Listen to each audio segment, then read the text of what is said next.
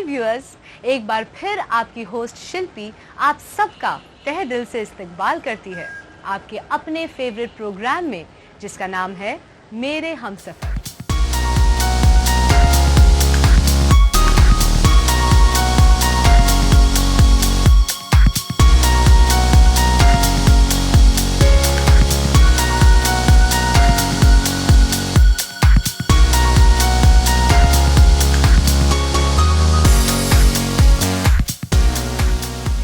हमसफर के आज के इस एपिसोड में जिस स्टार पेयर की हम बात करेंगे वो आज हमारे बीच तो नहीं रहे, लेकिन उनकी फिल्में, उनकी यादें और खास तौर पे नेकी और बदी की मिसाल जो वो छोड़ गए हैं, उनकी खुशबू फिजा में हर दम बिखरा करेगी। आज हम जिक्र कर रहे हैं हिंदी सिनेमा के सबसे रिस्पेक्टेड शख्सियत सुनील दत्त साहब।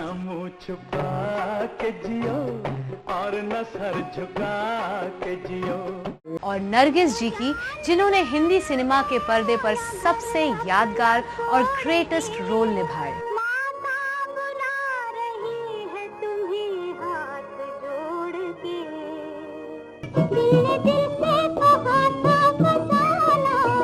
सुनील दत्त और नरगिस की शादी सिर्फ दो बाकमाल फनकारों की जोड़ी या दो मजहबों का मेल नहीं था।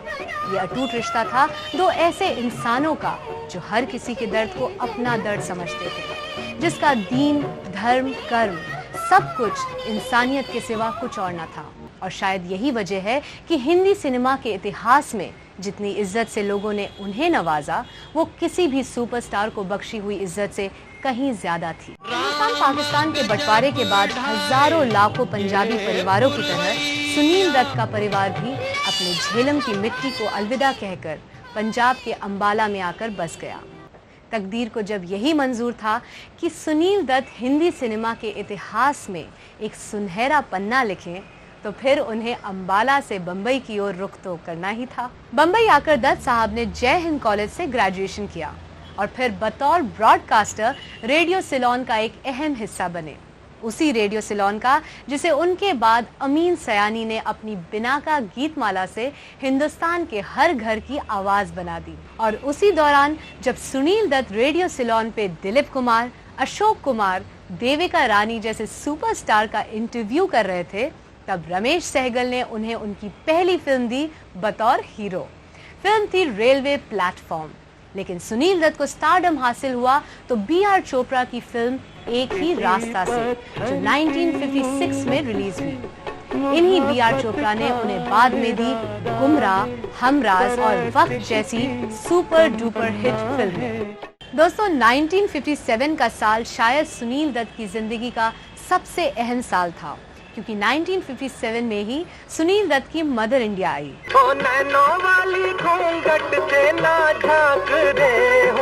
और इसी फिल्म के दौरान कुछ ऐसा हुआ जिसने बाद में सुनील दत्त और नरगिस को शादी के मुकद्दस बंधन में बांध दिया।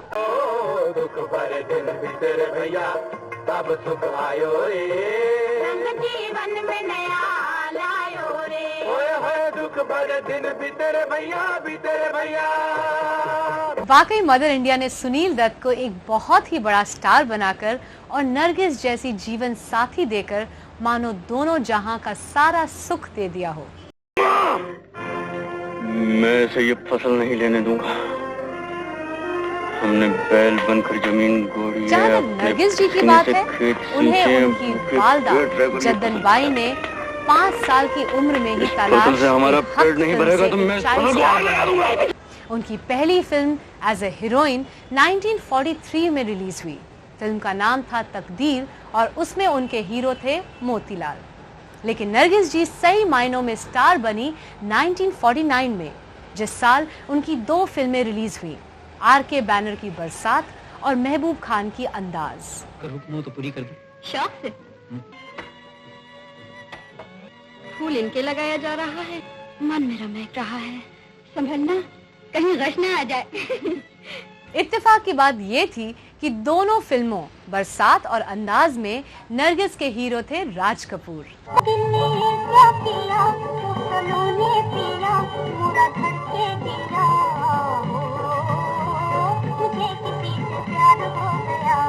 इन फिल्मों के बाद राज कपूर और नरगिस की जोड़ी हिंदुस्तानी सिनेमा के इतिहास की सबसे पहली और सबसे हिट जोड़ी बनने वाली थी। मगर ये प्यार क्या होता है?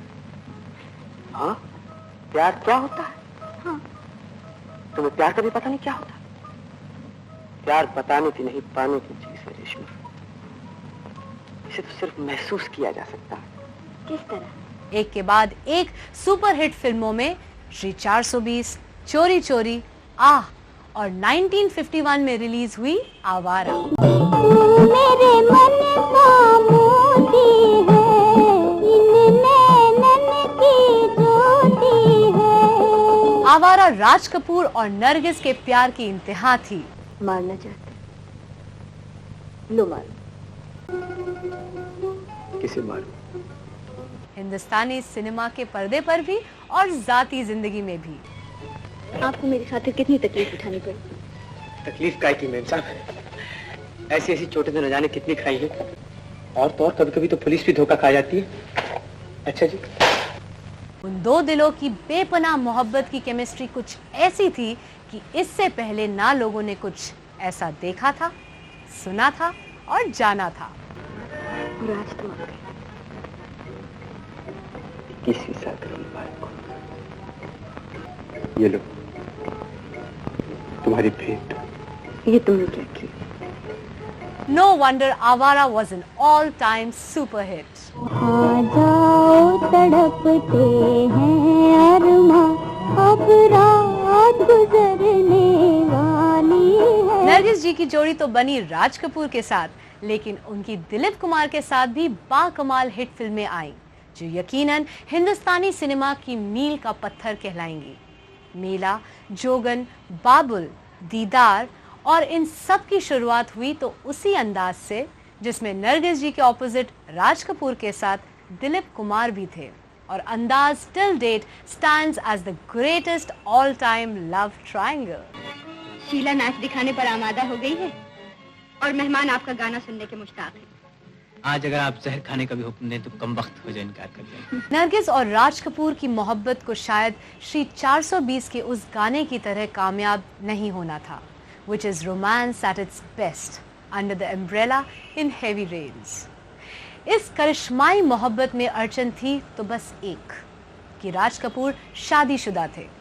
1956 आते आते नरगिस और राज कपूर की जोड़ी चोरी चोरी के बाद टूट चुकी थी, और आखिरी बार नरगिस ने उस प्यासे राज कपूर की प्यास बुझाकर मोहब्बत के उस सुनहरे वक्त को पलटकर हरदम के लिए उन्हें अलविदा कह दिया। धरती माता जीवन भर हम तेरे। नरगिस राज कपूर की जिंदगी से निकल चुकी थी, और ऐन वक्त पे महबूब खान ने नरगिस को वो नजराना पेश किया जो हिंदी सिनेमा का सरताज बनने वाला था। 1957 में आई नरगिस की mother India. Mother India was the ultimate tribute to the Indian womanhood on celluloid. Mother India कहानी थी उस मेहनत कशी राधा की जिसका हर कदम अंगारों पर पड़ता था। ये कहानी थी उस माँ की जिसके ऊपर गम के पहाड़ टूटते गए और जो अपने बच्चों के लिए हर मुश्किल हालात से लड़ती रही।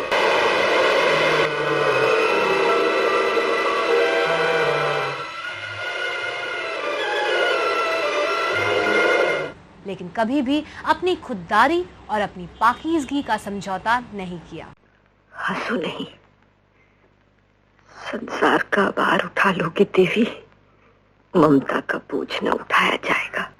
माँ बनकर देखो, तुम्हारे पांव भी टगमगा जाएंगे। और जिसने अपने बेटे की जान ले ली और अपने गांव की बेटी की इज्जत को बंदूक के साए में महफूज रखा। मैं तुझे जान से मार डालूंगी।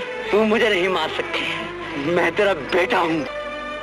बिरजू, मैं बेटा दे सकती हूँ, लाज नहीं दे सकती।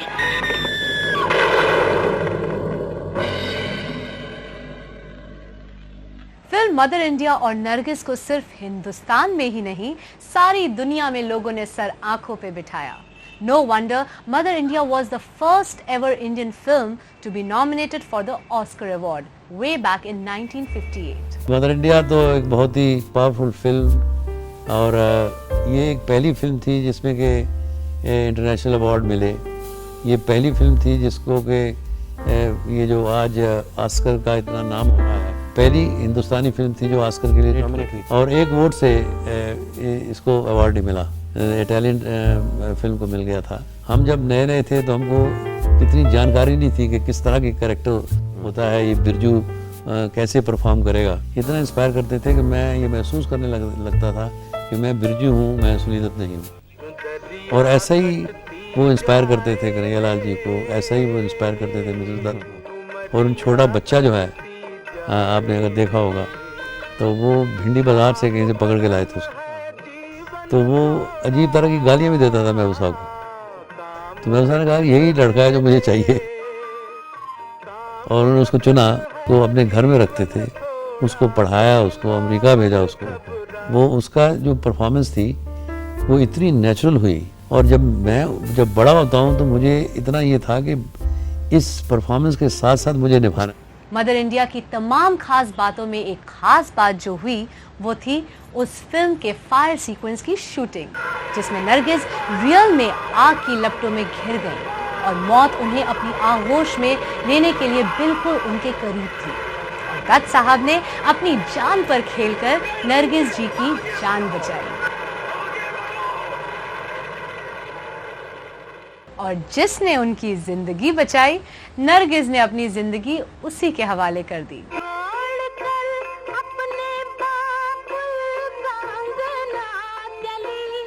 दत्त साहब से शादी करने के बाद नरगिस जी ने फिल्मों से नाता तोड़ लिया, लेकिन फिल्म इंडस्ट्री से नहीं।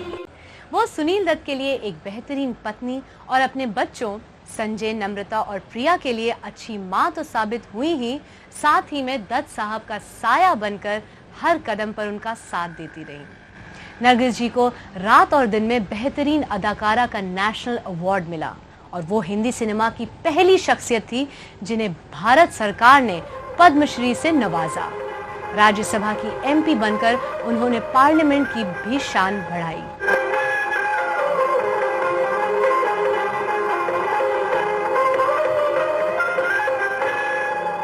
और उधर सुनील दत्त साहब ने मदर इंडिया के बाद एक से एक बेहतरीन फिल्में दी और अपना बैनर अजंता आर्ट्स एस्टैब्लिश किया। एक पल की खुशी को गले लगा के जियो,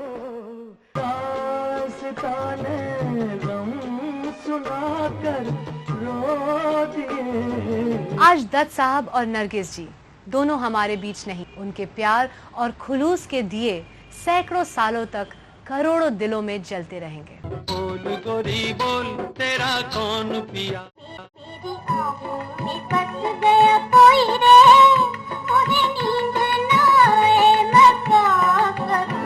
तेरी ही नजर पे ये मेरी नजर है।